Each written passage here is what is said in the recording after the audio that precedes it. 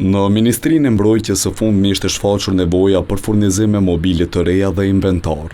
Andaj, ky institucion i ndau hiç më pak se 138.000 euro për tenderin përkatës.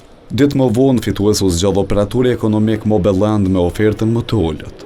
Por Ministrisë dhe FSK-s do t'i duhet që edhe për një kohë të funksionojë me mobile të vjetra. Tenderi për ato të reja përfundoi në organin shqyrtues të prokurimit pas ankesës së kompanisë Wood Corporation, e cila pretendon se operatori fitues nuk i plotson kriteret.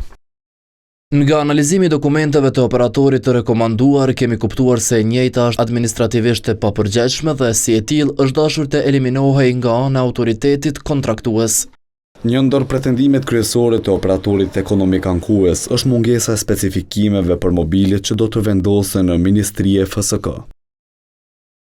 Nuk kemi të bëjmë me artikuj siç janë pemet dhe perimet për të cilat nuk duhet të ofrohet specifikacioni detyrueshëm teknik, pasi që ato kanë ndërtim dhe përbërje natyrale të ngjashme me njëra tjetrën. Në këtë rast kur kërkohet blerja e inventarit dhe mobileve, kemi të bëjmë me produkte të fabrikuara ku mund të dallojë metodologjia e prodhimit dhe produkti final, përka materiali, përbërja, ngjyra dhe shumë karakteristika të tjera.